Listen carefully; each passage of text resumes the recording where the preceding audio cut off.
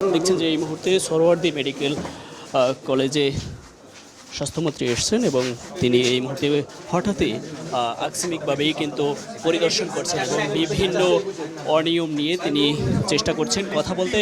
এখানের হাসপাতালের কর্তৃপক্ষদের সাথে বিভিন্ন বিষয়বস্তু নিয়ে তিনি কথা বলছেন।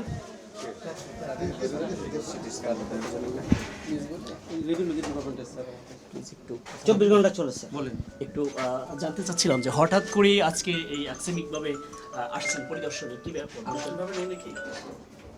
মানে হাসপাতালগুলোতে আমরা নর্মালি ভিজিট করতেছি।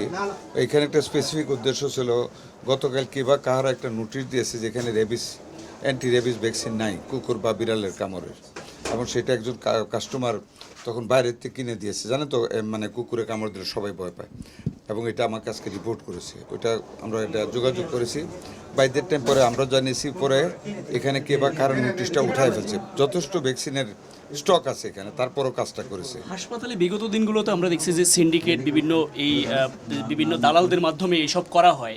এই ব্যাপারে সুস্পষ্ট কোনো অভিযান বা কি করা যায় আসলে, কিভাবে? অভিযান তো করতেছি, চেষ্টা তো করতেছি। এতদিনের জঞ্জাল, গত 17 বছর, এটা কি মানে আজকে 63 দিন চলছে আমাদের, এর ভিত্তিকে সব পারবো, তাও চেষ্টা করতেছি। এই যে দেখেন, কালকে কে বা কারা স্টক আছে অ্যান্টি রেবিসের, কিন্তু কে লাগাই দিছে নোটিশ, রুগীরা প্যানিক হয়ে বাড়িতে কিনা দিছে।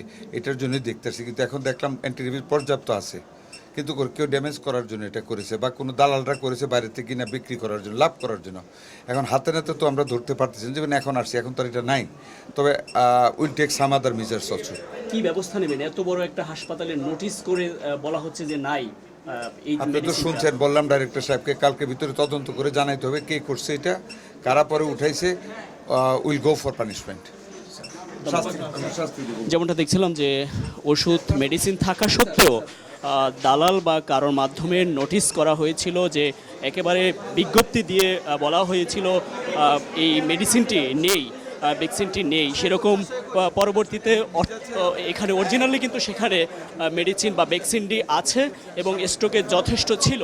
তারপরেও এই কেন লাগিয়েছে সেই এরকম একটি খবরের পরিপ্রেক্ষিতেই কিন্তু স্বাস্থ্যমন্ত্রী তিনি সরাসরি আজকে আকস্মিকভাবে এই হাসপাতাল পরিদর্শন করতে এসেছেন এবং তিনি জানিয়েছেন যে এই ব্যাপারে কঠোর ব্যবস্থা নেবেন এবং সিন্ডিকেটের ব্যাপারে আসলে তারা অভিযান পরিচালনা করে যাচ্ছেন। তারপরেও আসলে কেন এই সিন্ডিকেট থামানো যাচ্ছে না সেটি নিয়েও প্রশ্ন করায় তিনি বলছেন যে চেষ্টা করে যাচ্ছেন।